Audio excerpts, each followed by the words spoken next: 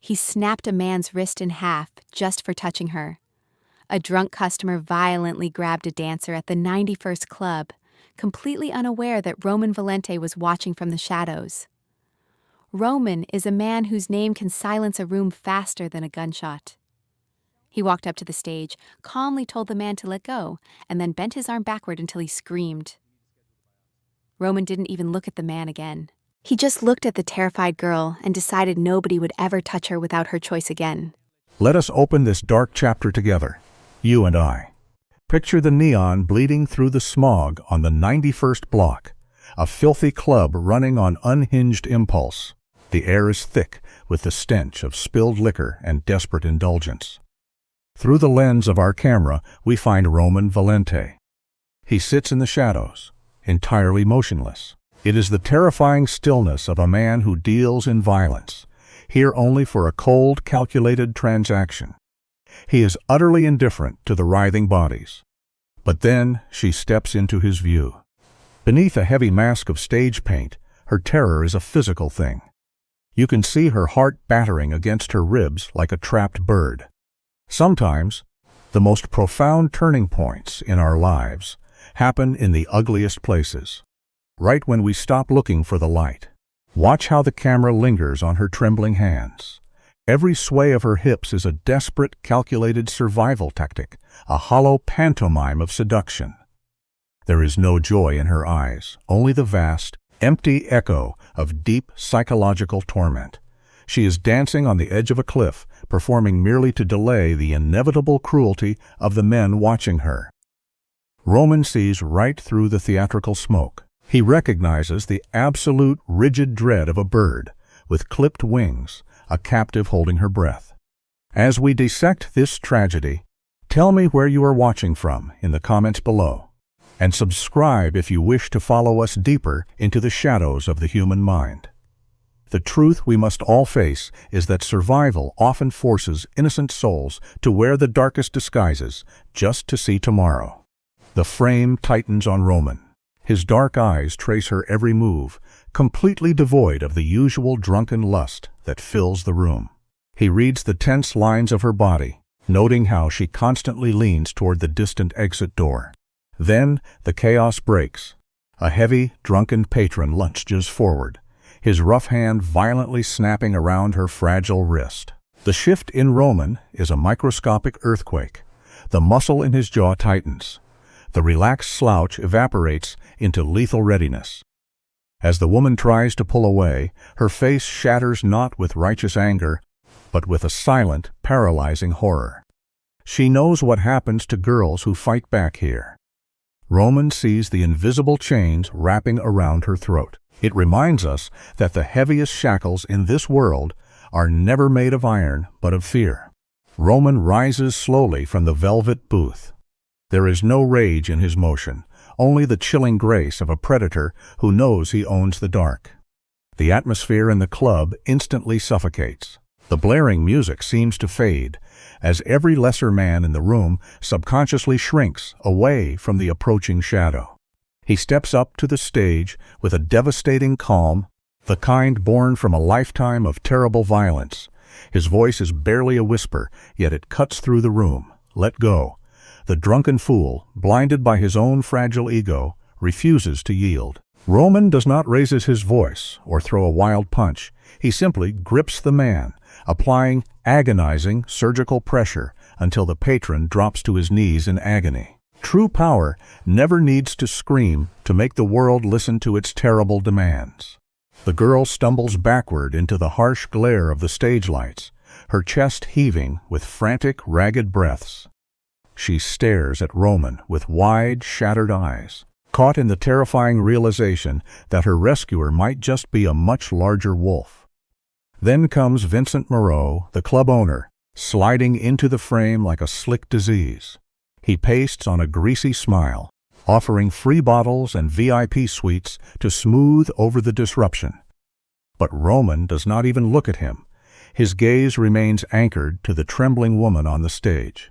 Beneath the cheap glitter and heavy mascara, he sees a soul eroded by endless nights of cruelty. It is a heartbreaking truth of life that those who suffer the most often hide behind the brightest paint, hoping no one will notice their silent cries for mercy. We are about to witness the ultimate tragedy of human devaluation. Roman finally turns his cold gaze to Vincent, his voice dropping an anvil on the room. He demands to know her price. You can almost see the greedy gears turning behind Vincent's sweating forehead, caught between his desperate love for money and his sheer terror of the killer standing before him. The sickness of greed wins out. Vincent names an astronomical sum. Without a single flinch, Roman reaches into his coat and tosses down thick bundles of cash, paying double just to crush the air out of the room. Here is a simple, meaningful lesson we all must carry. The darkest atrocities rarely occur in hidden cellars. They happen under bright lights, sustained by the silence of cowards who look away when the price is right. Vincent snaps his fingers, barking an order for the girl to go with the man who just bought her. For a long, suffocating moment, the camera holds on her completely paralyzed frame. When she finally chokes out a tiny, desperate refusal, the greasy mask falls right off Vincent's face. Humiliated in front of a real alpha, his fake hospitality morphs into pure venom. The young woman clings to a cold metal stage pole, her knuckles turning white, crying out that she is just a dancer, not a piece of property. Roman watches this tragic display unfold without moving a muscle. He sees the absolute truth now. She is a prisoner drowning in an ocean of organized cruelty. It teaches us that courage is not always a roar. Sometimes, courage is just a terrified whisper clinging to the edge of a stage. Roman steps into the harsh light, towering over her trembling frame. His low voice cuts through her panic, laying out the brutal reality of what will happen if she stays in this hellhole. For a split second, her sorrow sparks into fierce, defiant anger. She glares up at him, demanding to know what fresh nightmare awaits if she walks out that door. Before Roman can offer her a sliver of safety, two massive thugs emerge from the shadows by the rear door. You and I can see the immediate devastation in her eyes. All the blood drains from her face. Her defiance crumbles into absolute, breathless submission. The real monsters have arrived. It is a harsh reminder that true despair comes when we realize the walls we built to protect ourselves have become our prison. The heavy shadow of organized cruelty hangs over the room. She slowly steps down from the platform, moving like a puppet on fraying strings. Standing just inches away, Roman sees the angry red marks blossoming on her delicate wrist. He catches the faint scent of cheap soap on her skin, an innocent detail in a room built on sin. He softly asks for her name. "Serafina," she whispers. He locks that name deep in his vault, planting the first seed of a dark, twisted bond that blooms when a savior is just as dangerous as the captor. Vincent tries to stall them, but Roman freezes his blood with a single, deadly stare. The time to run is now. A vital lesson we must all learn is that hesitation in the face of total darkness is just another form of surrender. Let us pause and truly look at her together. Serafina casts a frantic glance back toward the squalid dressing rooms. Her nervous system is screaming in panic, caught in the grip of relentless trauma. Roman sees the frantic flutter of her eyes and quietly asks about her belongings. She whispers that she does not have enough money, a tragic confession of a girl locked in endless survival mode. His heavy enforcers step forward, wrapping the scene in absolute intimidation. For a brief second, you can see a flicker of hope in her eyes, crushed instantly by years of dark conditioning. She believes salvation is just a beautiful lie. When Roman tells her to move, she searches his stony face for the familiar cruelty she expects from men. Trauma teaches us to fear the open door even more than the cage. The camera focuses on Roman's chilling stoicism. He radiates a dangerous power completely absent of the filthy lust poisoning the club. This restraint leaves Serafina deeply disoriented. He casually declares the monsters at the door will not touch her tonight. silencing the sweating manager with a simple glacial tilt of his head. Yet, amidst this intense rescue, Serafina drops to her knees to gather her scattered, crumpled bills. She clings to the dirty cash as if someone else's survival depends on it, her trembling chin raised high to hide her immense terror. It is a powerful reminder that true dignity is often found in the most desperate, quiet acts. We hold on to the smallest pieces of control when our world is falling apart. Notice how Serafina clings to her last shred of agency. Even while drowning in this neon hell, she refuses the filthy terms of her own purchase. But Roman completely flips the script, tossing down more cash. He makes a terrifyingly poetic distinction, telling her he only bought her time, not her soul. It is a brilliant, dark manipulation, making himself the noble savior while keeping the invisible chains firmly in his own hands. The dead silence in the room crowns him as the undisputed king. He turns and walks away. For 3 agonizing seconds, Serafina is frozen in the blinding lights. A sharp movement from the thugs near the exit forces her hand, and she finally steps into his giant shadow. We must remember that true freedom is rare. Sadly, the broken often just trade one terrifying cage for another. Step into this scene with me. The mood shifts instantly, turning from a simple exit into a tactical extraction. Roman's guards form a tight wall around them, a monument to his sheer power. Under the flickering neon hallway, Serafina practically runs, her trembling hands betraying her raw panic. Roman commands her to stay close, offering a fragile illusion of safety. They move through a corridor thick with the scent of cheap perfume and desperate choices. The other girls watch her go. Some burn with bitter envy, while others hold back tears. An older dancer lowers her head, recognizing the tragic trade of one cage for another. It is a harsh truth that running away sometimes just means walking into a darker room. Roman catches every single glance, his dark eyes missing nothing. You and I have watched this tragic play before, the weak man trying to bargain with the wolf. Vincent steps into the frame, nervously, calling Serafina a liability. Roman does not even raise his voice. He simply tilts his head, returning the threat with a quiet promise of absolute violence. Vincent shrinks back into the shadows. As Roman and Serafina step out into the cold night air of the alley, the sudden silence is deafening. Serafina freezes. Her stalkers knew exactly which door she would use. 2 men emerge from the darkness, standing with the terrifying patience of hungry predators. To them, she is nothing but property. The larger man takes a slow step forward, asking if she forgot who she belongs to. The lesson is simple. Cruel men always expect their victims to remain completely broken. The camera pushes in as Roman steps smoothly between the trembling girl and the thugs in the alley. He does not shout or puff out his chest. He simply stands there, and the entire atmosphere of the street turns to ice. When the man dares to challenge him, Roman's true nature bleeds into the light. With terrifying calm, he declares that every soul in this city belongs to him. Watch the thug's face fall the moment he recognizes who he is dealing with. His posture crumbles into instant, desperate fear. Roman looks back at Serafina, seeing the heavy weight of exhaustion pulling her down. He asks for the exact number of her debt, turning her nightmare into a simple business transaction. Life teaches us that the most dangerous monsters do not roar. They simply whisper. Let us look at this piece by piece, shall we? Roman pushes the men to explain what happens if she fails to pay.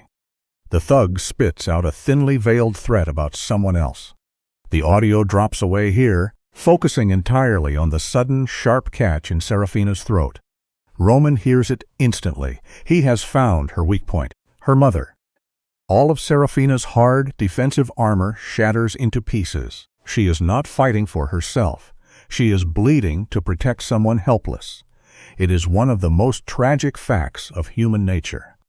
We will gladly walk through fire for the people we love, completely forgetting to save ourselves. When the thug tries to act tough again, Roman cuts him down with a soft voice, calling him a coward and cementing his own dark dominance over the alley. Roman raises a single hand, ordering his guard to stand down. He craves the slow, tense theater of this moment. "Who do you work for?" he asks, his voice cutting through the damp air. The thin man's arrogant smile breaks. "A man who will not like being interrupted," the thug replies.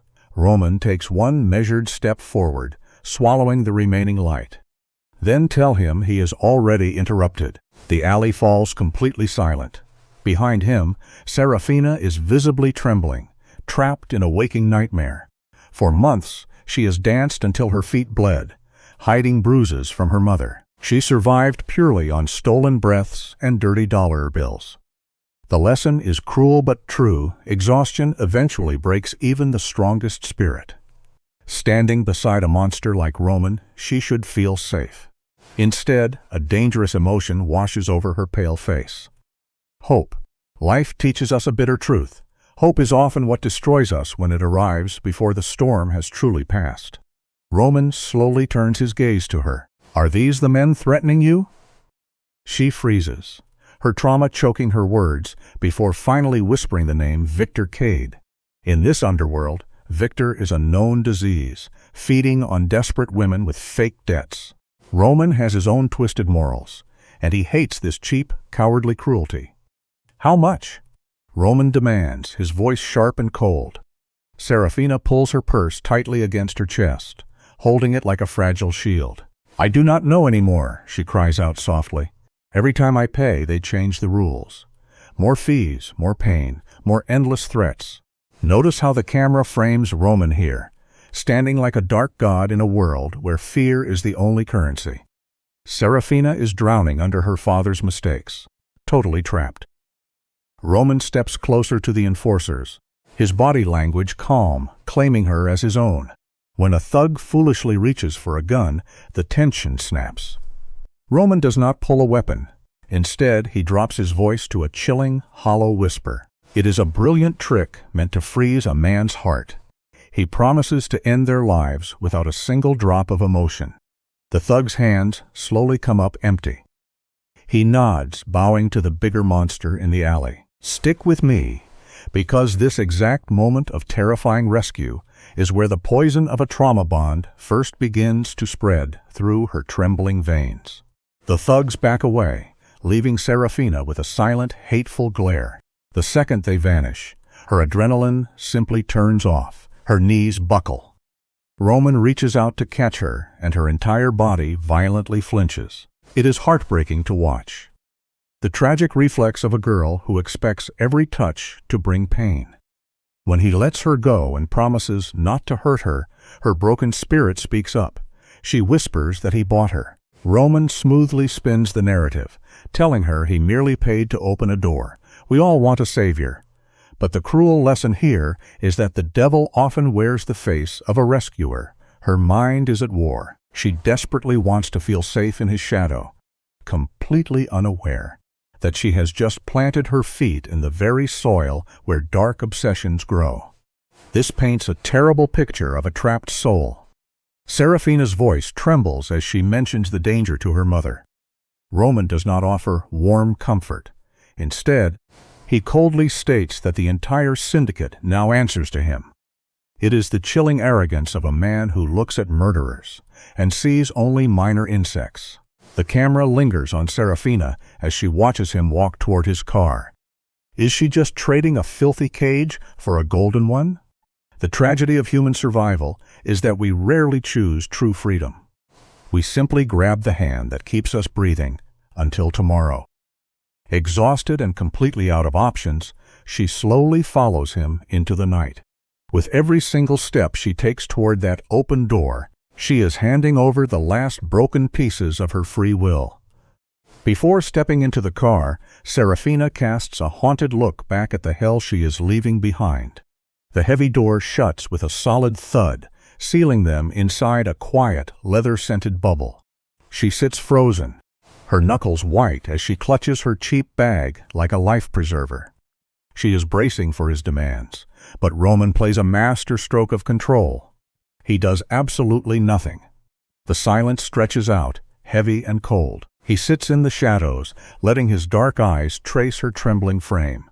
The lesson is that true power never has to announce itself. By giving her no rules, he leaves her entirely lost. He watches her not as a fantasy, but as a terrified, fragile bird in a brand new cage. This quiet observation slowly strips away every single piece of her remaining armor. The streetlights drift across her skin. As Roman silently takes her apart, he notes her torn dress, the bruising on her wrists, the chipped nail polish of a girl who has fought too hard. His eyes lock onto her anchor, the crumpled bag of cash. When he asks about the money, her shoulders snap up. She admits she only has $1,200 against a crushing demand of $25,000 by sunrise. Roman processes this with the cold speed of a predator. He sees the ugly truth hidden behind the numbers. This was never about paying off a loan. The cruel reality of life is that some debts are designed strictly to drown you. They built a mountain she could never climb, slowly breaking her will until she had no choice but to hand over her very soul. Let us look at this final realization together, you and I. When Roman asks what happens if she fails to pay, Serafina whispers her deepest fear. Her mother, a terrifying shadow, passes over Roman's face. Out of habit, Serafina immediately blames herself, assuming he is judging her for not going to the police. But Roman dismisses the law completely. He coldly states that half the badges in his city belong to him. His city, that possessive phrase, hangs in the heavy air. We watch the tragic gears turning in Serafina's exhausted mind. She remembers the armed men bowing in the dirt, the casual talk of owning the law. The hard lesson hits her like a physical blow. She was never rescued by a kind stranger. She has simply been claimed by the biggest, darkest monster of them all. The camera lingers in the dim car. Serafina's breath hitches, streetlights flashing across her pale face as she demands his name. Roman remains in shadow, his voice a low rumble, defining himself only as the nightmare of her tormentors. In the cold glass, she catches his reflection. He watches her with unblinking calculation, entirely devoid of the hunger she expected. With a quiet command, he orders his men to secure her mother's clinic. That single sentence shatters her years of lonely survival. Tears blur her vision. She fights them, terrified to show weakness. But you and I know the truth. Roman misses nothing. He registers every tremor of her breaking spirit. The heaviest walls we build often fall the fastest to a sudden, unexpected offer of genuine shelter. Roman leans forward, the leather seat creaking softly. He tells her it is entirely fine to be terrified. By validating her survival instinct, he builds a quiet, dangerous bridge between them. His voice carries the heavy resonance of a man familiar with absolute ruin. This empathy cuts straight to her core, making her feel truly seen. The camera then cuts across the city to a dim, smoke-filled room. An unseen adversary loads a weapon, fully aware of the prize Roman just claimed. Serafina is no random victim. She is the buried secret in a blood feud between monsters. Roman thinks he merely rescued a girl in the night. He has no idea he just lit the match that will burn his empire down. We rarely see the avalanche coming when we pick up a single, simple stone. The massive iron gates part slowly in the dark like the jaws of a beast. Serafina sits entirely frozen. She is the hidden trigger destined to draw true psychopaths out of the shadows. Roman, focused entirely on his own dominance, remains blind to the storm he just invited. Inside, as the tires crunch over gravel, Serafina's mind races through fatal scenarios. She knows from bitter experience that wealth only makes cruelty more creative. Men like Roman do not yell. They destroy you with a quiet, polite smile. Seeing his armed guards bow in perfect synchronization sends a spike of pure ice through her veins. She is stepping straight into a gilded cage. Here is a harsh truth. The most beautiful prisons in this world are always the ones that break your mind long before they ever touch your body. Let us look closely at this frame together, you and I. Watch Serafina clutch her worn bag against her chest, her eyes darting across the shadows. Every nerve screams that she has traded a filthy cage for a perfect trap. Roman steps out onto the pavement. He does not reach for her. He simply says she is safe here. But to a heart broken by deep trauma, a promise of safety sounds exactly like a lie. The mansion rises before them, devoid of cheap flash. It is cold stone and heavy glass, the architectural mirror of a man who controlled absolutely everything. He walks across the marble floors with the silent grace of a wolf in its den. We all eventually learn this lesson. True danger never announces itself with a sudden roar. It always arrives with a perfectly calm, quiet invitation. The camera captures a harsh contrast. Serafina, in her ruined dress, standing in a hall of pristine marble. The staff moves around Roman like silent ghosts. A housekeeper spots the bruised girl, hiding her shock just a second too late. Roman catches it instantly. "Guest suite," he commands. "Top floor." It is a brutal isolation tactic. Serafina's mind jumps to the only logic she knows. "You paid for me." She laughs, the sound hollow and thick with despair. A dangerous shadow passes over Roman's cold eyes. He does not see himself as a common buyer of flesh. He sees himself as a savior, the architect of her new reality. He is not purchasing a single night. He is forging an absolute dependency. The people who pull us from the dark often become the ones we fear losing the most. The lighting is stark as Roman steps closer. He claims he paid to get her out, spinning an abduction into a heroic rescue. Serafina steps back, breathing shallow. "You are worse," she whispers. Roman does not deny it. True monsters never hide their shadows. They wear them like armor. "If I wanted what you think I want, I would not be explaining myself," he replies quietly. It is a masterful trap, tricking her into seeing his basic restraint as genuine mercy. Celeste, the housekeeper, steps forward with a warm robe, a gentle touch meant to crack her shell. But Serafina's panic flares high. "I am not sleeping in your bed," she chokes out. The guards tense, but Roman remains as still and cold as carved ice. A quiet warning to us all. Mercy from a predator is never free. "You are not sleeping in my room," Roman states, his voice a dead calm. When she demands to know why she is here, he drops his heaviest weapon. He already knows everything. He explains that Victor, the man hunting her, will undoubtedly tear her apartment apart tonight. Men like Roman do not react. They map the entire chessboard before the game begins. Serafina's fragile reality shatters. Suddenly, the terrifying thought of her vulnerable mother hits her like a physical blow. But Roman casually cuts the last string. "I already sent men to the clinic." By securing the only person she loves, he achieves absolute control over her soul. He is now her sole source of safety. In a burning world, we often surrender our freedom willingly when the cage is presented to us as a shield. Serafina stares at him, her walls reduced to dust. "You do not even know me," she whispers. Roman's dark eyes lock onto hers. "I know enough." For a girl who has lived invisible, being deeply seen by a powerful man is a dangerous drug. It bypasses logic completely. Celeste guides her up the curving staircase. Serafina's legs feel like heavy lead. She is physically drained, yet her heart hammers. "Let us pause here together, you and I." This is the tragic beat where the captive begins to romanticize the monster. She steps into the guest suite, the heavy door closing behind her. The room is vast, dripping in cold wealth. It is a perfect, gilded cage designed to make her old life feel utterly meaningless. True captivity always begins the exact moment we stop looking for an exit. The grand suite is engineered to overwhelm her senses. Flawless stone, thick towels, luxury she could never afford. Celeste sets down fresh clothes and hot food. Serafina's exhausted mind cannot process a gift without a hidden price. "Why are you being nice to me?" she asks, her voice cracking. The housekeeper delivers a soft dose of validation, murmuring that Roman never brings women here. The staff always plays their part, spinning the illusion that the captive is a rare prize. Celeste steps out, and the heavy door clicks shut. The silence that follows is absolute and suffocating.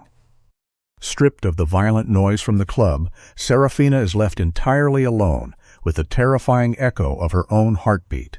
The loudest battles we face always happen in the absolute quietest rooms.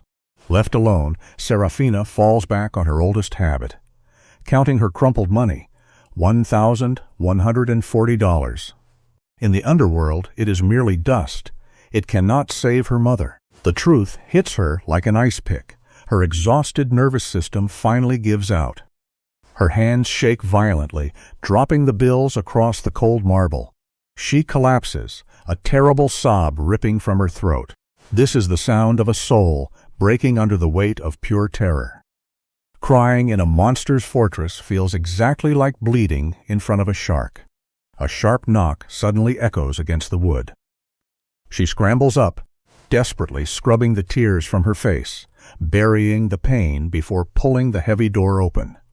A broken spirit always learns to hide its fragile pieces quickly just to survive. The cart holds only warm soup, fresh bread and tea. No extravagant gifts, just profound calculated comfort. Let me share a simple truth with you. Kindness from a predator is far more dangerous than his cruelty. Cruelty is a raised fist you can brace against. Kindness slips quietly under your skin and entirely rewrites your loyalties. Beside the bowl sits a note in sharp ink. Eat, then sleep. We talk after. Serafina's mind screams at her to resist, but her starving body betrays her. The warm taste of the broth almost makes her weep, planting a toxic seed of gratitude for her captor. Downstairs in the shadowed study, the master of the house goes back to work. Roman stands by the heavy glass window, coldly flipping through a stack of files. The trap is perfectly set. Dominic steps into the dark study. He reports that Serafina's mother is guarded, but outside, Victor's syndicate is tearing the city apart to find the girl. Roman's eyes narrow in the shadows. They are not looking for money, he murmurs. He knows the grim mechanics of the underworld. A minor debt is merely a fake leash. Victor did not want cash. He wanted her, terrified and compliant, because Serafina is secretly tied to something infinitely more valuable. Roman is not keeping her upstairs out of kindness. He is securing a powerful asset. Stick with me here, because this changes everything. We are watching two ruthless sociopaths play a bloody game of chess, and this deeply traumatized girl is nothing more than the fragile human prize trapped in the center of the board. The camera lingers on Dominic, a man who has spent years memorizing the cold rhythm of Roman's pulse. He has watched Roman carve up territories without a single blink. But Serafina is a disruption in the frame. Are you planning to keep her here? Dominic asks. Roman freezes. He tries to brush her off as mere collateral, but Dominic knows better. Using people has never made Roman hesitate before. She is not a tool. Roman snaps, the words tearing out of him far too quickly. The armor is cracking. He is off-falling for a wild variable, proving that attachment is the one chaotic force logic can never truly calculate. Sensing the dangerous shift in the air, Dominic shifts the focus. I pulled what I could on Victor, he says smoothly, laying out the predator's sprawling web of phantom fronts and fake lenders. Victor specifically targeted isolated women. As Dominic speaks, Roman's face turns to absolute stone in the dim lighting. And nobody told me? He demands. You and I have to look closely at this moment together. His rage has nothing to do with the innocent victims. It is the deep, stinging wound of a king realizing someone has hunted in his woods without asking. The illusion of his absolute control is shattering. Dominic hesitates, carefully handing over a folder of crumbling ledgers from Roman's father, a chaotic era of blood favors. Roman scans the yellowed pages, his chest tight as he confronts a past he cannot rewrite. We learn a hard truth here. No man can outrun the ghosts of his own bloodline. Suddenly, his dark eyes lock onto a single name. Marrow, Serafina's father. Beside an emergency cash advance sits a heavy, familiar crest. It was the private mark of his father. Dominic watches the dangerous twitch in Roman's jaw. It means her father borrowed from my father, Roman states, his voice flat to choke back the rage. Or someone engineered it to look that way, Dominic counters. For a man who demands total authority, this attack is unbearable. Cut to the bathroom upstairs. Serafina stands under scalding water, trying to scrub the filthy residue of the club from her skin. But hot water cannot wash away trauma. Staring into the mirror, her theatrical armor is gone. We often forget that extreme exhaustion reveals our truest, most fragile selves. She is no longer a hardened performer. Just a terrified daughter gripping the cold porcelain sink to anchor her shattering mind. Then, a sharp knock rattles the heavy door. Her whole body flinches, panic flooding her veins. "Who is it?" she calls out. "Roman," comes the heavy reply. She opens the door just an inch, keeping the wood as a flimsy shield between them. He stands there, sleeves rolled up, his predatory edge sharp in the dim light. "Your mother is safe for now," he says. Serafina lets out a broken breath. "For now?" she whispers, the fear rushing back in. He warns her that Victor will try again. Instantly, her mind snaps back to its dark baseline. "Then I have to go back to the club," she says. It is a tragic reality of human nature. We often run back to our known cages to avoid the terror of the unknown. Roman just stares at her, completely thrown by her broken logic. "You think I brought you here to send you back? You cannot protect me forever," she replies weakly. "I do not need forever, I need tonight. Watch this moment with me." Notice the sheer arrogance radiating from his posture. He truly believes his shadow alone is enough to hold back the dark. "You do not understand," she begs. "If I do not pay, they do not stop." Roman steps closer, suffocating the space between them. Then maybe it is time he met a man who does more than scare him. Serafina is frozen, caught between running away and trusting this dangerous savior. His sharp eyes drift to the crumpled bills on the bed. "You were counting again," he says softly. Her face flushes with instant shame. "It is none of your business." "It became my business when they threatened your mother," he fires back. "Why?" she snaps. Anger is simply the fragile shield we raise when we are too exhausted to feel afraid anymore. The tension in the room is suffocating. "Why do you care?" she demands. "Because you wanted to feel like a hero." Roman remains perfectly still, a cold tactician. Do not mistake restraint for vanity. His voice drops to a lethal whisper. "I care because I know what happens to women Victor targets, and because he is using 8 tied to my family." Her entire body shrinks back as if struck. "Your family?" It is a cruel reminder that the past always finds a way to bleed into the present. "Your father's debt may have started with mine," Roman confesses into the heavy air.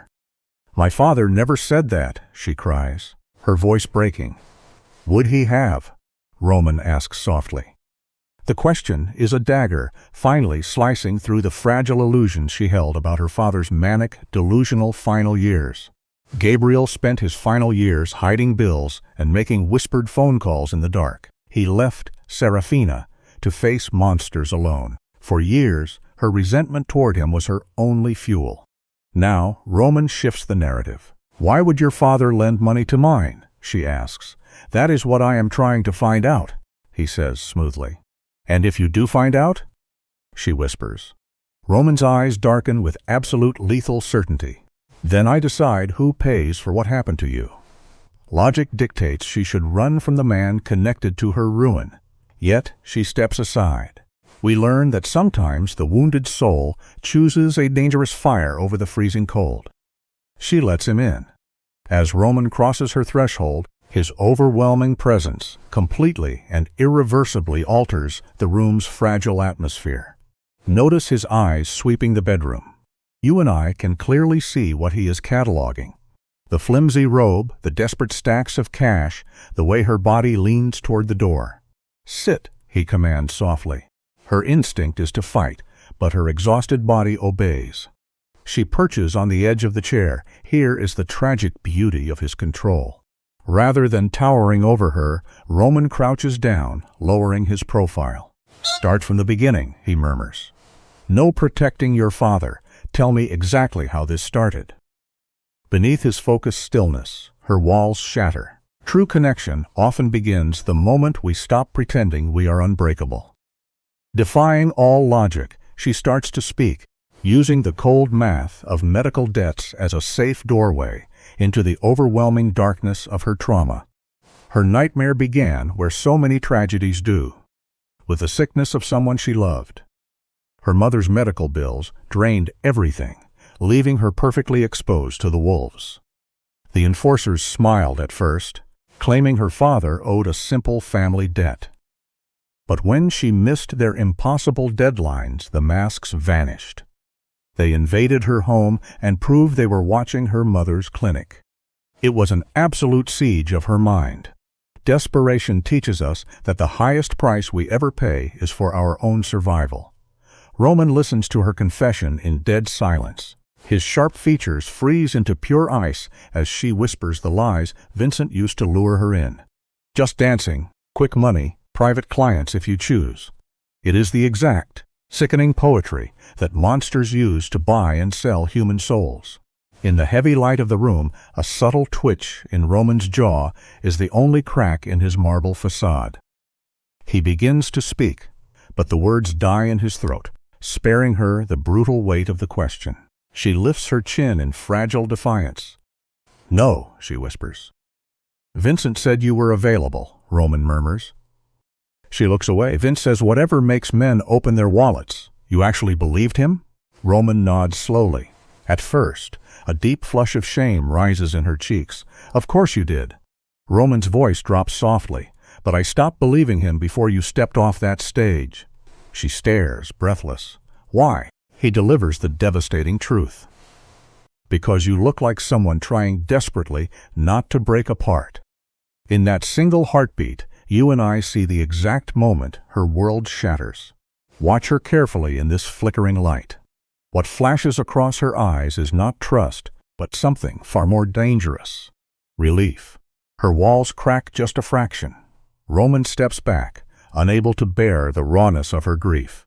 "There is something else," she breathes. Trembling fingers pull a tarnished silver pendant from her collar, heavy with ghosts. "My father gave me this when I was 16. A week before he vanished." Roman's gaze sharpens, the protector morphing back into a predator. "What is it?" "I do not know," she whispers. "He begged me never to lose it. Said if anyone came asking about his debts, I must never breathe a word about this." Roman recognizes the signature of hidden sins. "Did they come asking?" he presses softly. Serafina lowers her head, hiding her tears. "A man came, right after he disappeared." She speaks of the stranger who came to their door, claiming to be a lawyer. When his eyes landed on her necklace, the color drained from his face.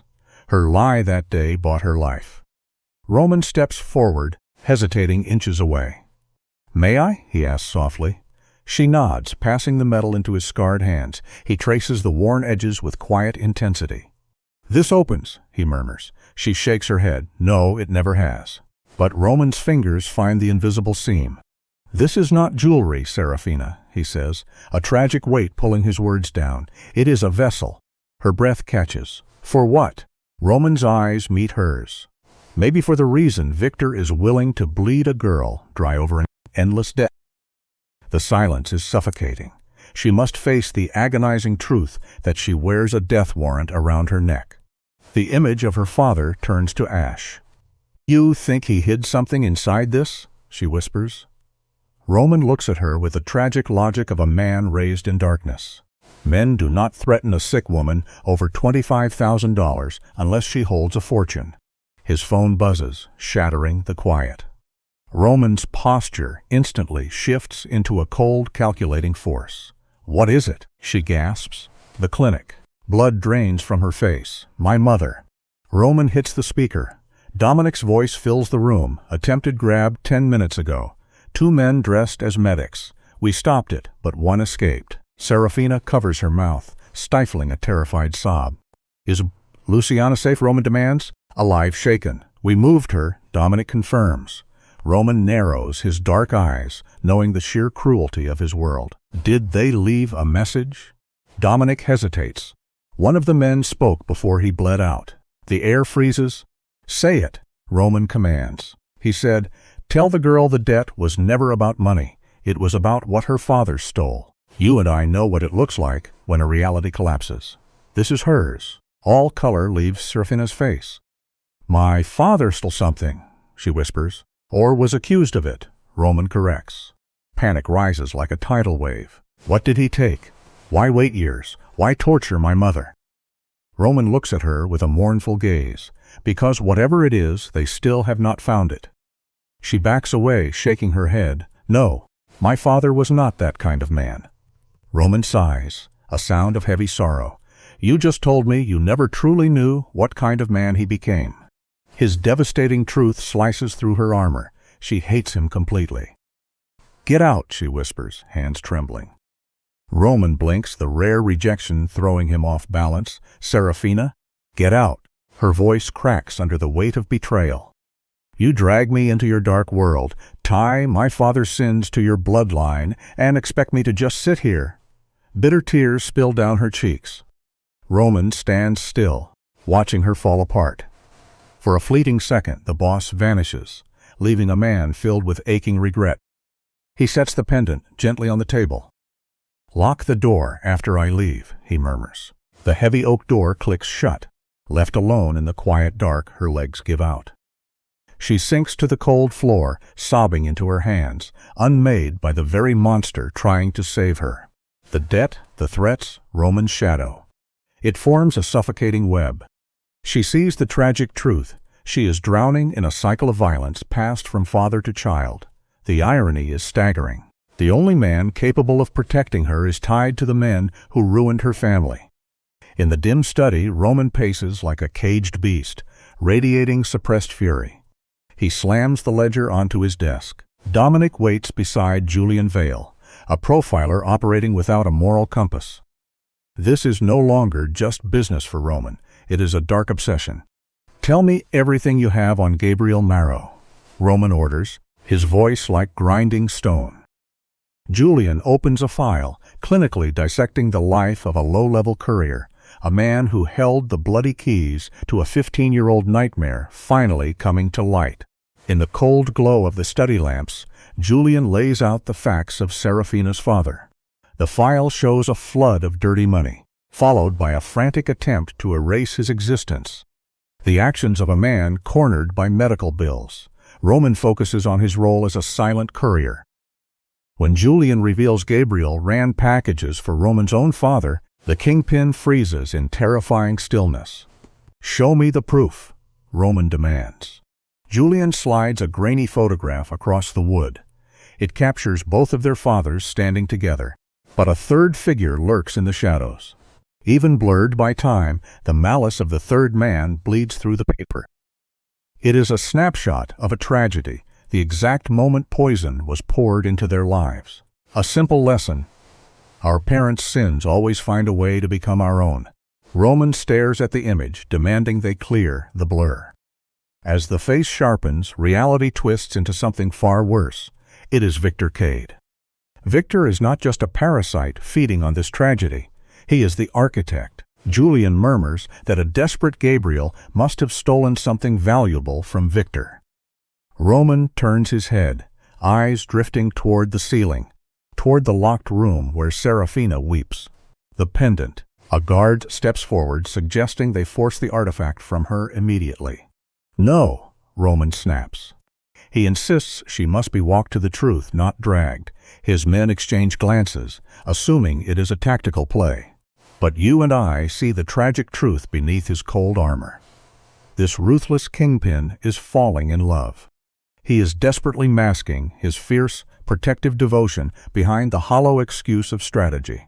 Upstairs, the heavy silence is broken only by Serafina's ragged breathing. She sits on the bed, the pendant resting like a stone in her palm. Was her father a victim or the villain all along? I mean, it is a heartbreaking reality.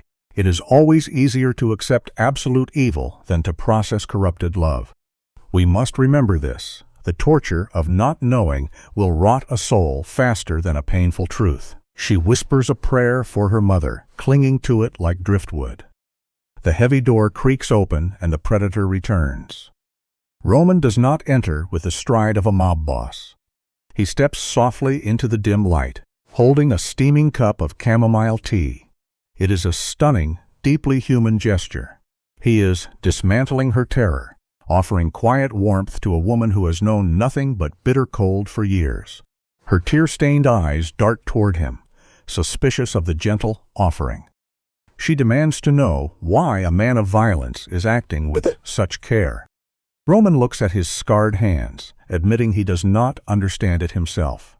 In this dim room, we watch two broken souls bind their wounds. His raw honesty slips past her defenses faster than any lie could. He hands her the file, not as a master giving orders, but as an equal sharing the burden of a dark truth.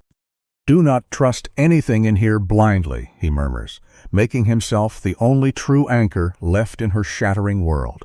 With trembling fingers, she opens the folder. Inside is the tragic map of a man losing his mind. Medical receipts, unpaid citations, and one haunting photograph of a rusted storage door waiting in the desolate rain. The camera slowly pushes in on Serafina, her eyes wide as the traumatic fog parts, to reveal a single, glaring image, a broken-down vending machine, buzzing under the sickly yellow lights of a desolate storage yard. In her mind's eye, she sees her father. Sweat beads on his forehead, his hands shaking as he grips her shoulders, whispering desperate commands for absolute secrecy. It is a quiet tragedy. When we force a child to bury the dark secrets of adults, we forever fracture their innocent soul. Her lips part as the memory solidifies, whispering an old code, a B and a 17. In the adjacent room, bathed in the harsh glow of monitors, Roman and his associate freeze. The audio feed crackles. What was just a tragic echo of a lost childhood has suddenly become the exact tactical key they need to survive.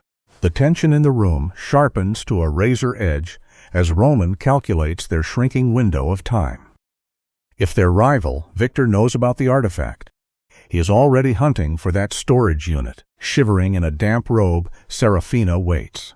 The harsh light catches her bare shoulders, yet Roman's gaze remains clinical. He tosses her dark, heavy clothes meant for a midnight escape, muttering a dry remark about his partner always predicting absolute disaster. Then the unexpected happens. Serafina laughs. It is a small, fractured sound echoing against the concrete walls, marking a monumental shift. She is no longer just a frightened captive. She is slowly learning to breathe in the suffocating darkness of his violent, chaotic world. You and I know how a single quiet moment can rewrite the rules of a room. When that genuine laugh escapes her lips, the heavy air completely shifts.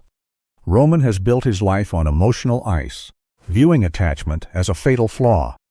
He knows he should have smashed the pendant to take the data inside. Instead, he waits, silently needing her to hand it over willingly. It is a tragic truth of the human heart. The second we choose another person's emotional survival over our own strict rules, we expose our throats to the blade. When Serafina steps out of the shadows, stripped of her protective walls, she is breathtakingly real. For one terrifying beat, the hardened killer simply stares, completely forgetting the bloody game he is supposed to be playing. Serafina stands under the dim hallway bulb, her vulnerability completely laid bare. Catching his lingering gaze, she instinctively crosses her arms, a subtle flinch of survival. Roman clears his throat, fighting to hide the sudden hammering in his chest, and offers a clumsy remark. The lines between captor and savior are hopelessly blurring. Yet, as they step toward the stairs, the illusion shatters. The floor below is a war zone, his men quietly loading weapons. Out in the city, a rival monster plans their slaughter, while a silent traitor within Roman's own house waits to strike. Neither of them knows the place they are rushing toward will break their reality forever, proving with brutal finality that her father died to hide a terrifying truth. Her father saw something that could not be unseen, costing him his life. As Roman and Serafina move together, the line between a protector's duty and a madman's obsession melts away. Here lies a bitter lesson. True connection can never grow in the poisoned dirt of ownership. Soon, she will see the monstrous violence he unleashes when someone touches what is his. But right now, lost in the pull of each other's eyes, they miss a fatal detail. From a dark corner, a traitor watches them pass. A phone screen glows against a sweating face as a message flies through the dark, aiming an army at the storage yard. The text lands in the pocket of a ghost, a rival whose very name would have made Roman pull the trigger without a single second thought. Across the city, a quiet man sits in the dark. A faint smile touches his lips as his hands methodically load a heavy weapon. The scene cuts to Roman and Serafina arriving at an isolated storage yard. The freezing wind shifts a simple errand into a desperate hunt. You and I know this kind of silence well, the suffocating quiet that warns of tragedy. Rusted metal doors stand like locked vaults of old pain. Roman deploys his men to sweep the area for Victor Cade, his eyes scanning the shadows. Beside him, Serafina shivers in a borrowed coat. Her knuckles turn white as she clutches a heavy pendant, her chest heaving in absolute panic. The harsh truth of our existence is entirely inescapable in moments like this. We can never truly outrun the dark shadows we refuse to stop and face. The scent of decaying rust hits Serafina. Instantly, she is thrown into the past, feeling her father grip her shoulder, begging her to hide. That childhood confusion now bleeds into suffocating adult terror. Roman watches the slight tremble of her jaw. He steps close enough to ground her chaotic mind without making physical contact. "Do you recognize anything?" he asks. Blinking through the haze, she whispers about an old vending machine and a missing red light. Roman nods, ordering his men to check the security feeds. He then turns his unblinking gaze back to her. "Think," he murmurs. It sounds like a gentle caress, but it is a firm demand. We must learn this dangerous lesson about human nature. The softest, most comforting voices often mask the most terrifying and absolute control. Roman presses for more, his voice a low hum. Serafina closes her eyes, slipping back to the fragile age of 10. She hears her father laughing, a desperate sound meant to hide his anxiety. She remembers him drawing a secret code onto her small hand to keep her quiet. B71, she states firmly. If she ever got lost, she was to find that exact number. Roman immediately commands his men to hunt down Unit 71. They move swiftly through the dark corridors. Serafina is unspooling, her pulse hammering visibly at her throat. Yet Roman stays right by her side, a wall of dark stability. It is a tragic trauma bond taking root. When we are drowning in absolute terror, we will tragically anchor ourselves to the very predators who hold the power to pull us under. As Roman leads her, Serafina's fear mutates into blind reliance on this dark man. They reach Unit B71. A rusted padlock hangs on the door, untouched for years like a sealed tomb of sorrow. When Roman raises the cutters, Serafina stops him. With trembling fingers, she pulls out her heavy pendant, remembering her father tapping it whenever his anxiety peaked. Roman takes the piece, inspecting it with cold precision. Flipping it over, he spots a microscopic engraving of the unit number. Serafina gasps, her knees giving out under the crushing weight of this sudden truth. It is a key, Roman declares quietly. The ultimate tragedy of our lives is painfully clear. The heaviest burdens we carry are often cleverly disguised as beautiful tokens of love. Roman shatters the lock. The violent crack slices through the heavy silence. He throws the door up, releasing a cloud of mildew and old secrets. The flickering light reveals the stark reality of her father's life. There is no hidden wealth, just a cheap filing cabinet, a rusted lockbox, and old cartons. Driven by compulsion, Serafina steps inside. She crosses a threshold into the lies that ruined her youth. Roman shadows her closely. Dominic warns them not to ruin the scene. But Serafina is deaf to it. Her tear-filled eyes lock onto the box. She is paralyzed. desperately trying to reconcile the father she adored with the stranger she now despises. The hardest lesson we face is right here. The ultimate tragedy is realizing the heroes of our childhood were always deeply flawed. Julian steps into the frame, his flashlight cutting through the heavy dust of the room. Roman stands in the shadows, ordering the fireproof box opened first. Notice Serafina's hands trembling as she hesitates, her fingers clutching the pendant. It is a deeply human instinct to cling to the familiar, even when it hurts us. The camera pushes in close as Julian finds the hidden ridge. A sharp snap echoes. Inside, resting on decayed black velvet, lies a tiny brass key. For years she wore the instrument of her trauma against her heart. It teaches us a quiet truth. Sometimes the burdens we hold closest are the very keys to our liberation. Roman's mouth twitches with a tragic, fleeting smile. Julian turns the key, and the metal yields with a brutal, heavy clack. Two objects sit in the dim light: a cold flash drive and yellowed pages tied with a frayed ribbon. Julian reaches for the paper first. The blood vanishes from his cheeks, leaving behind the pale mask of a ghost. Roman pulls the heavy ledger toward him, his eyes tracing the ink. There is Gabriel Marrow's name right beside his own father's. But the third signature makes Roman's jaw tighten. Luca Santoro, the brother he trusted above all others. Dominic lets out a low, breathless curse. Serafina's voice shakes as she asks who this man is. Roman does not soften the blow. He tells her the truth. You and I know how this goes, do we not? The deepest cuts never come from strangers. The wolves that tear you apart are always the ones you invited to sit at your table. Julian snatches the next page, his hands shaking in the quiet room. Julian's voice is barely a whisper. This is not just a record of money. It is a loaded gun. Gabriel had been forced to bury their darkest sins. Serafina gasps, the sound sharp in the still air. She watches Roman, whose knuckles are completely white against the desk.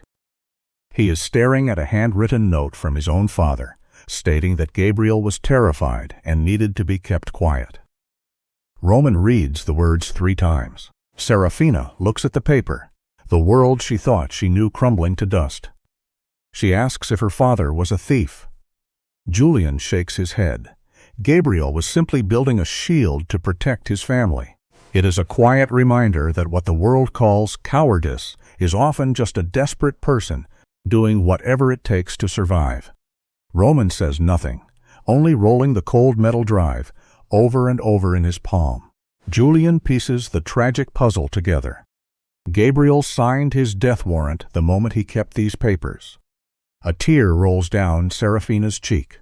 Her father was never a weak man. He was a wall protecting his daughter. She reaches out for the drive, but Julian warns they are standing in plain sight.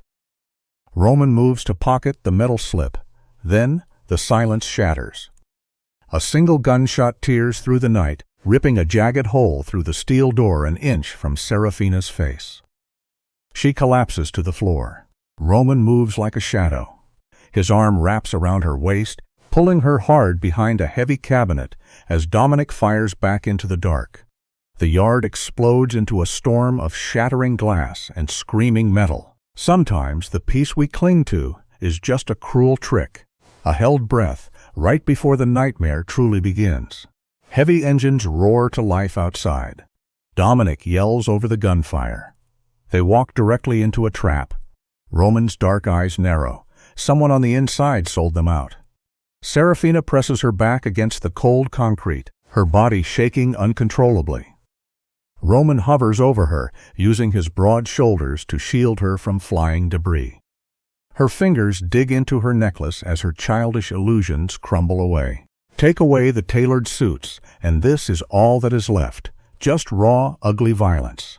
The harsh truth of life is that the masks we wear always fall off when survival is on the line. While the enemy floods the yard to trap them, Roman moves with terrifying calm. He signals Dominic through the smoke, who drops a charging attacker near the shattered window with a single, deafening shot. Another body hits the dirt. Julian curls up behind a rusted van, clutching the papers. Roman turns to Serafina, commanding her to run toward Dominic. She grabs his sleeve, refusing to leave his side. Roman tells her roughly this is not up for debate. Serafina pushes back, using her own terror as a weapon. She screams at him to stop treating her like luggage. The camera catches a brief flash of dark pride in Roman's cold eyes. He tells her she should be afraid. She whispers that she is terrified. Then use it, he demands. We often find our greatest strength hidden right beneath our deepest fear. Roman rises gracefully, dropping an advancing shadow with 2 clean shots. He yells for her to run. Serafina scrambles through the dark, her lungs burning as her boots slip on the blood-soaked gravel. Dominic catches her behind a truck, shoving a heavy pistol into her shaking hands. Her fingers are numb, barely able to wrap around the grip. But right here in the mud, something inside her breaks. The innocent girl is gone. In her place stands a survivor. It is a harsh lesson we all must learn. No one is coming to save you unless you are willing to fight for yourself. She presses against the tire and watches Roman. He does not fight with blind rage. He moves like a conductor, leading a tragic symphony, placing every bullet perfectly to build a wall around her. Seeing a man commit such calculated violence should have made her sick. Instead, it draws her to him like a moth to a dying flame. It is the birth of a twisted romance, a dark, desperate devotion, taking root in the bloody soil of an unforgiving war zone. It is a bond forged in misplaced trust. The roar of gunfire slows to a haunting echo. A lone attacker turns to run. Roman steps out to hunt him down, but stops cold when Julian screams his name, holding a phone with a live connection. Roman snatches the device. Through the speaker comes the smooth, smiling voice of Luca Santoro. He sounds completely untouched by the blood spilling in his name. Let's look at this closely together. Luca quietly mocks Roman's greatest weakness, his bleeding heart. In a world of monsters, holding on to your humanity will always paint a target on your back. Roman's knuckles crack as murderous rises in his chest. Luca simply laughs. He coldly explains that Gabriel started this war years ago, acting as though tearing a family apart is nothing more than collecting an old, forgotten debt. Luca outlines a cruel truth of his dark world. Debts are not meant to be paid. They are kept open to force a family to its knees. To him, the women are pawns. Serafina leans against the truck, her eyes completely empty. Roman buries his raging heart beneath a mask of stone, demanding to know where Luciana is. Luca takes a slow breath, savoring the poison he is about to deliver. He casually mentions a tragic flaw in human nature. We blindly trust anyone wearing a uniform with official papers. A raw, agonizing scream tears from Serafina's throat as her world crashes down.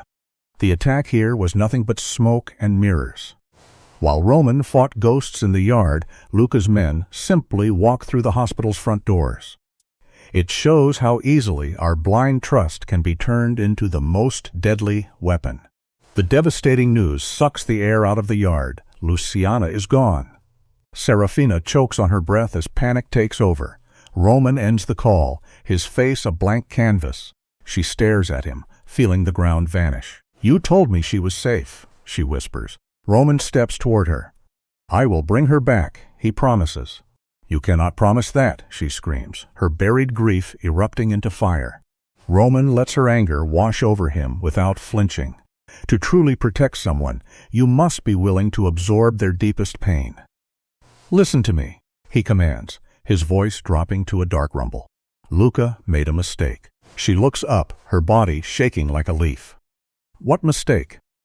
Roman steps so close his shadow swallows her completely, shutting out the ruined world. We are always most vulnerable exactly when we believe we have won. He made this personal. Roman speaks with a dark certainty that cuts through her panic. "What does that mean?" she asks. Roman stares down at her, unblinking. "It means I am done talking. There is no screaming, just the quiet promise of a man about to burn the world down. Beware quiet anger, for it is always the most destructive." Dominic shouts they have a location near the river. "We strike first," Roman says. Julian holds up the flash drive. We take this to my estate, Roman decides. To your home? Serafina asks, trembling. His house is the only fortress left that can survive the storm. Stick with me, because we are about to uncover what really went down. An hour later, in the heavy silence of Roman's study, the glowing screen reveals a darkness far deeper than any of them imagined. The blue monitor light washes over their faces, revealing a web of pure evil. Folders expose years of rot. In the center is a younger Luca Santoro, smiling with the arrogance of a man holding the keys to the kingdom. Footage shows Victor Cade trading human lives as if they were cargo. Roman leans over the desk, breathing heavily, looking physically sick. The man who ate at his table had been poisoning the water for years. It is a bitter realization. The people closest to you can hide the darkest secrets. Serafina watches, her tears drying into cold horror. My father saw this? She asks. Julian nods. He saw enough to know he needed a shield. Dominic clicks a grainy video file. Gabriel's face fills the screen. He looks exhausted, his eyes darting to the shadows, searching for the ghost that was already coming to take his life.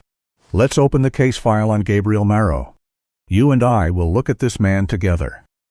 Seeing her father's face, Serafina gasps, the shock hitting her like a physical blow. The video is a message from the grave. Gabriel looks into the lens and confesses. He found the syndicate's secrets and tried to use them to buy his family's safety. But he underestimated the monsters. It is a tragic lesson in bargaining with the devil. You never get to set the price. Serafina breaks down sobbing as the lie of her father, abandoning her, finally washes away. Beside her, Roman stands as still as a statue carved from ice. Gabriel's final words are a warning. He tells them Luca is a man without a soul. He points to Roman as the only one left who can make this right, warning that Luca has let Victor off the leash, a mad dog tearing through the night. The screen cuts to static, throwing a cold, jagged light across their faces. There is no neat resolution here, only the bleeding edge of truth. Serafina falls into the chair, her chest heaving as years of repressed agony finally shatter her defenses. Let the camera linger on Roman. His eyes reflect the harsh static. He did not pull the trigger, but the crushing weight of his family legacy buries him. He sees the rot Luca spread through his bloodline. He knew my name, Roman whispers, his voice entirely stripped of its usual armor. Dominic watches from the shadows, realizing Gabriel saw Roman as the sole hope to break this dark cycle. We cannot outrun the sins of our fathers, but we can choose to face them. Roman turns slowly, anchoring his gaze entirely on the broken woman before him. Come with me and watch this intimate moment unfold. Roman moves toward her, the space heavy with grief. He presses his hands to her shaking shoulders, forcing her to look up. The lighting softens as he dismantles her pain with gentle precision. He tells her the brutal truth. Her father lied to build a fortress around her. It is a tragic irony that the deepest wounds often come from the hands trying to keep us safe. When she asks why the betrayal still aches, Roman offers a devastating reality. Love and ruin are frequently born from the exact same seed. Her final defenses crumble into dust. She collapses against his chest, and he holds her fiercely. In this heartbeat, the looming violence fades away completely. Only their shared tragedy remains sharply in the camera focus. The sound drops to a low hum, isolating the raw sound of her sobbing against his chest. Look at the rigid line of Roman's jaw. He is a man raised in a frozen wasteland, suddenly burning with the fierce warmth of empathy. The others step back into the shadows, lowering their eyes to respect this sacred grief. When she pulls back, her breathing ragged, his hand rests at the nape of her neck, anchoring her to the present. She looks up, searching the eyes of a supposed monster, but finding only her refuge. She asks what becomes of her once this nightmare ends. Roman does not hesitate. You stay with me, he vows, his voice a low, gravelly whisper. It reminds us that true sanctuary is never a place on a map, but a person willing to stand beside you in the absolute dark. The camera frames them tightly, shutting out the ruined world. Roman's gaze is a dark, heavy ocean. He warns her not to ask if she is not ready to be bound to him forever. Despite the death waiting outside, her heart hammers against her ribs. Fear vanishes, replaced by a magnetic pull. He brings his hand to her jaw, his touch gentle enough to let her pull away. She does not move. When their lips meet, it is an absolute, shattering surrender. In his arms, a woman who spent her life as collateral damage finally realizes her own worth. The lesson here is timeless. We only ever accept the love we truly believe we deserve. The quiet poetry of their breath is abruptly broken by Dominic's harsh voice from the doorway, dragging the cruel reality back into the room.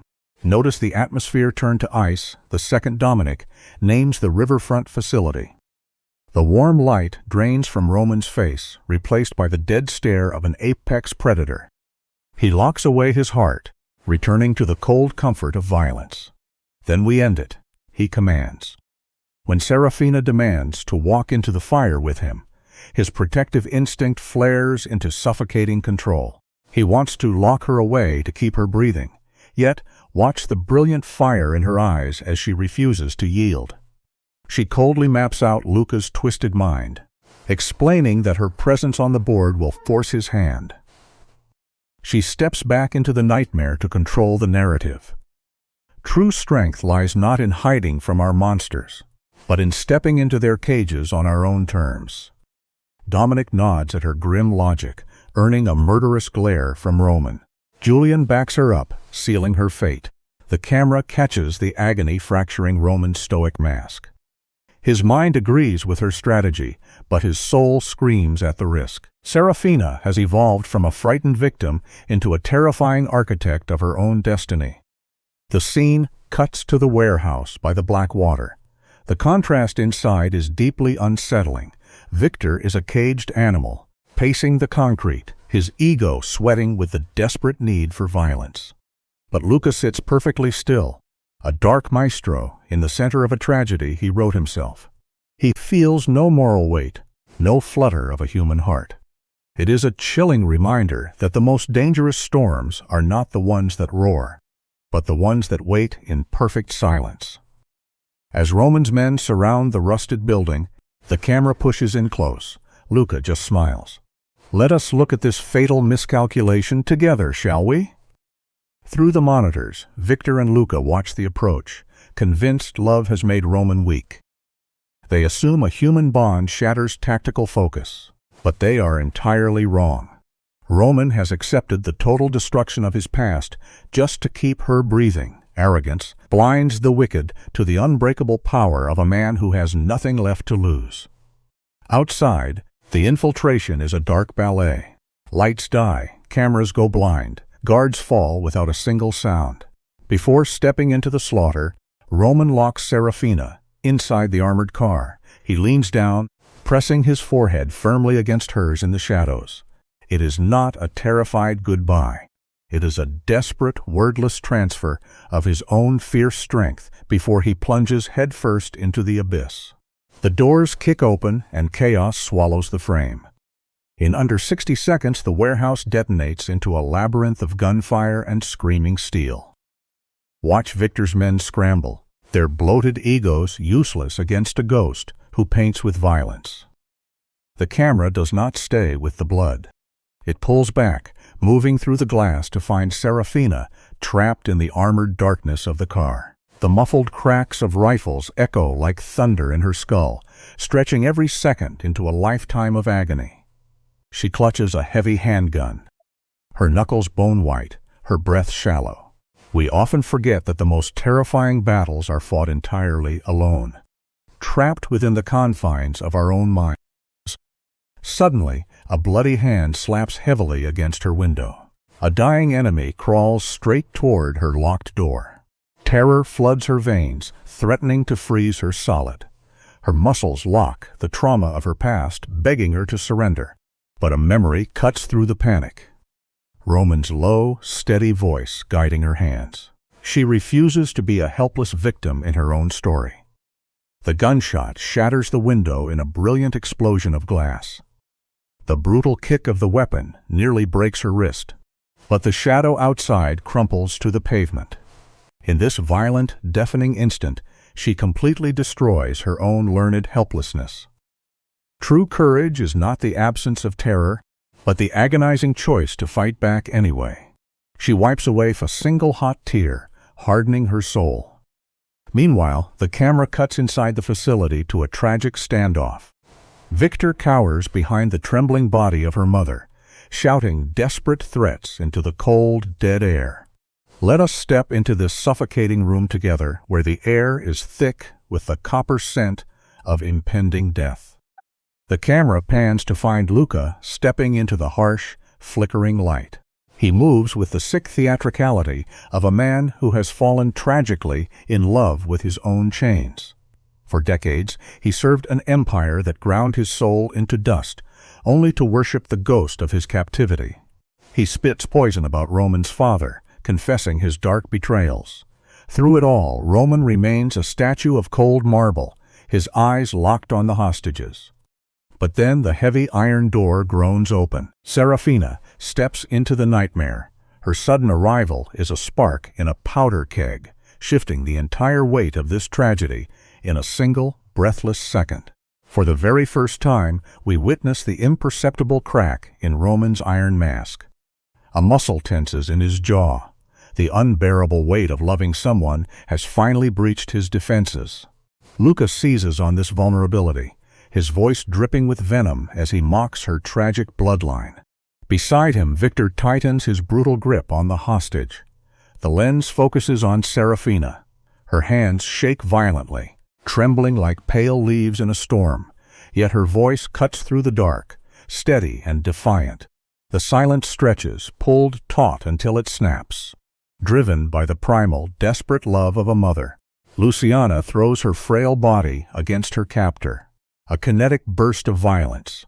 Roman's weapon flashes in the dim room, a thunderous roar that drops Victor to the floor.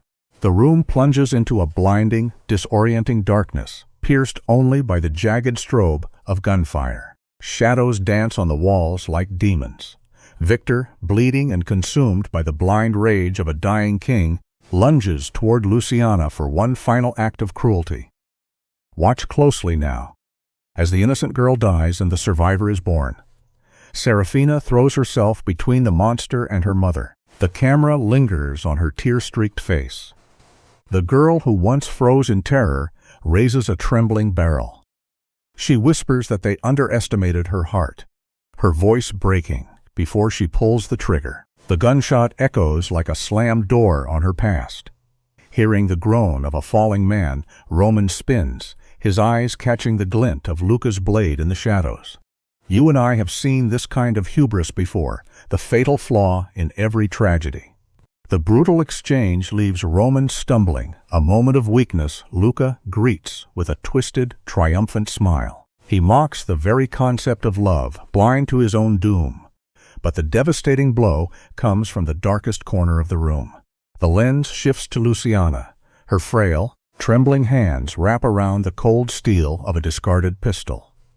Years of silent weeping, of bruised ribs and swallowed screams, suddenly forge into a piercing focus.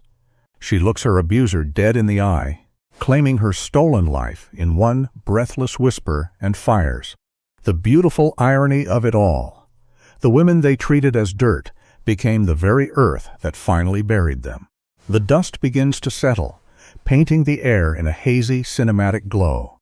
Victor, drowning in his own delusions of grandeur, tries to prop himself against the ruined mahogany desk, clinging to a throne made of ashes.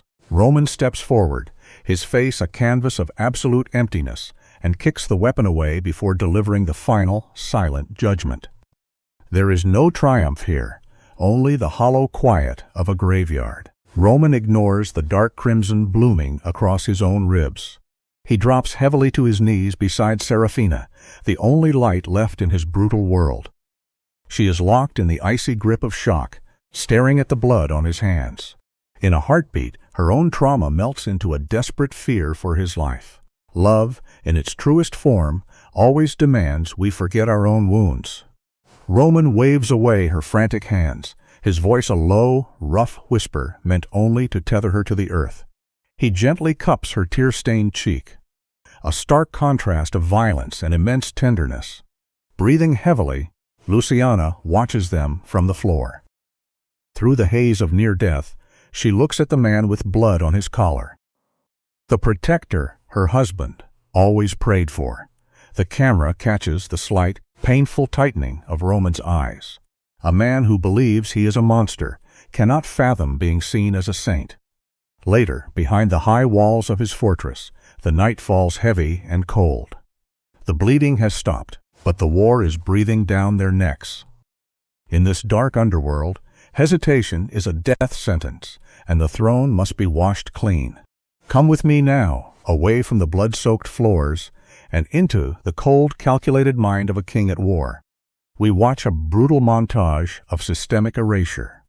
With the clinical detachment of a surgeon, Roman severs the arteries of his rival's empire. Money burns, names are whispered in dark alleys, and the megalomaniacs who thought they were gods are erased from the earth. He is cutting away the rotting flesh of his own legacy.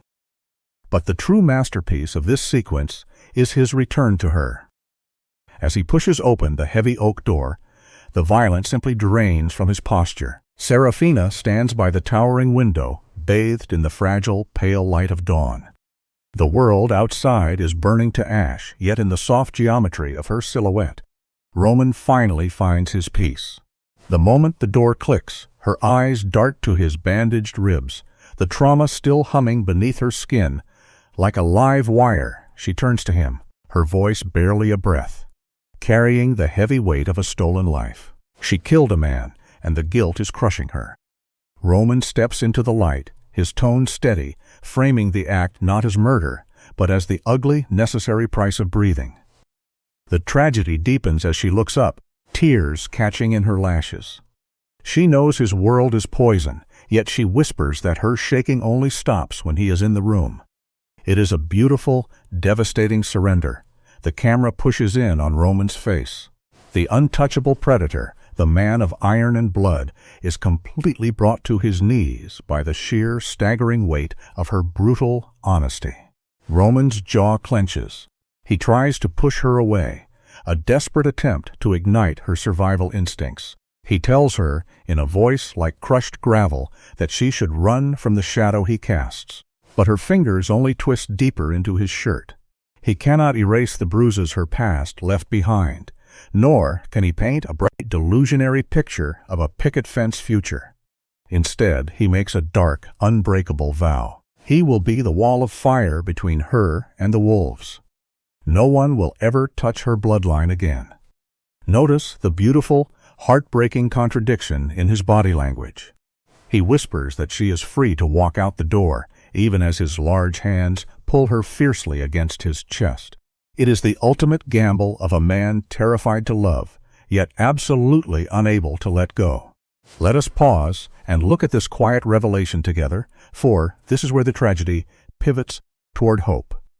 Roman frames his devotion as a bloody contract, promising to be the monster that keeps the other monsters at bay. Serafina stares up at him, her mind tangled in a history of men who used promises as chains. She whispers, her lips trembling into a fragile smile, that she really ought to hate him. The tension in the room is suffocating, until Roman lets out a low, self-deprecating exhale, dryly remarking on his terrible luck with women.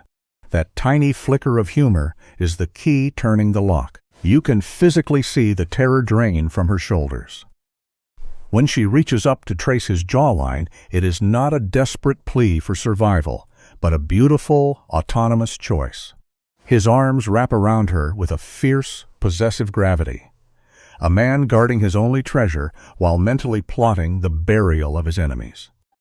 When Serafina playfully leans back, teasingly taking back her promise of forever, a rare, genuine warmth softens the harsh angles of Roman's face. For the first time in her tragic life, the hunted animal inside her goes to sleep. She smiles, and the camera lingers on the absolute purity of that expression. Yet the irony is thick. This gentle peace is bought, with the blood flowing in the streets below. The corrupt empire is actively crumbling under the crushing weight of Roman's wrath. Judges pack suitcases in the dead of night. Cowards who hid behind Luca's throne are vanishing into the shadows, terrified of the impending slaughter. We have traveled through the darkest corridors of this story, and now we arrive at a profound truth. True healing is not hiding from the dark, but learning to see within it. Roman dedicates every waking second to shielding her, building a fortress so her pain can never be replicated. But the fragile bird with broken wings is gone. Over the changing seasons, we watch a breathtaking transformation. Serafina refuses the suffocating safety of a glass box.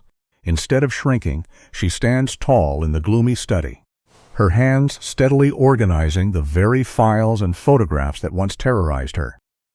She is dismantling the nightmare, piece by piece. She has stepped out of the shadows of victimhood, adapting her own beating heart to thrive in the beautiful, dangerous world of her protector. For the first time, Roman's absolute control is failing. Serafina is no longer afraid of him, making her a beautifully dangerous variable.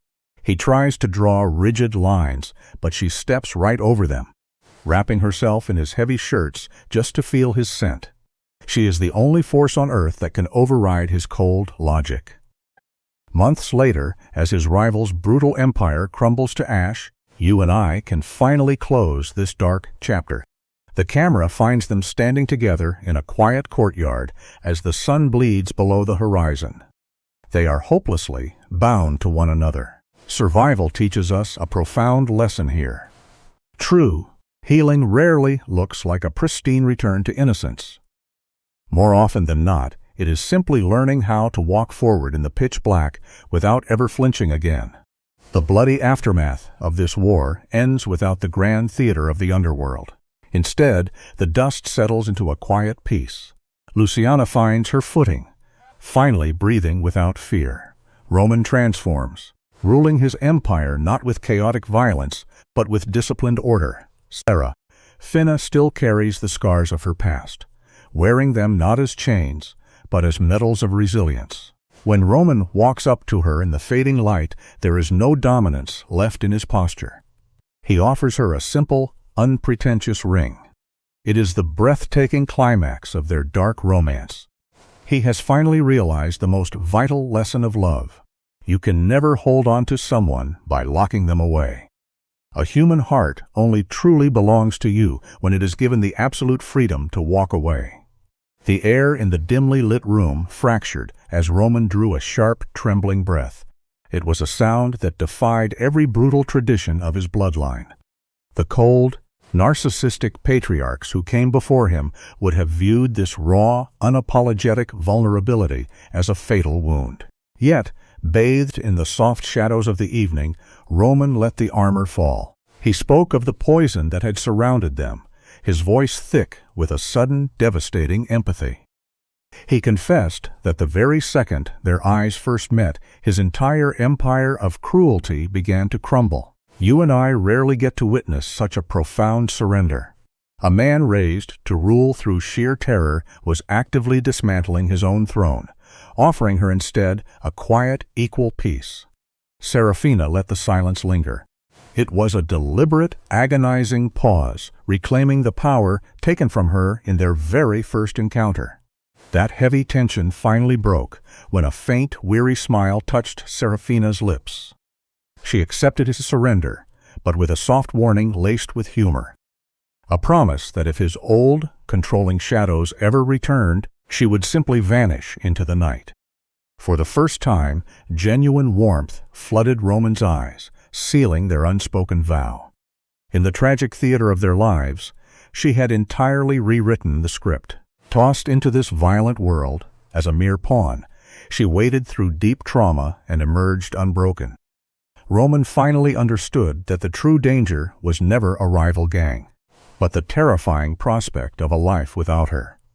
It teaches us that true resilience is finding light in the darkest places. Would you have the bravery to trust a love born from such a shattered, bloody beginning? As the camera pulls back, leaving them in the quiet glow of the room, we are left to reflect on this dark chapter. I invite you to share this tragic romance with those who understand the raw, unpredictable resilience of the human heart when pushed to the absolute edge. You and I have walked through a very twisted maze today, exploring the heavy toll of betrayal and the quiet miracles of survival. But the human soul is an endless, shadowed hallway. If this story moved you, stay close as we continue to turn the pages of these dark narratives. Our next tale will pull us even deeper into the fragile, beautiful, and sometimes terrifying depths of the mind. We must never look away from the darkness, because it is only by facing these unimaginable shadows that we truly learn how to protect the light.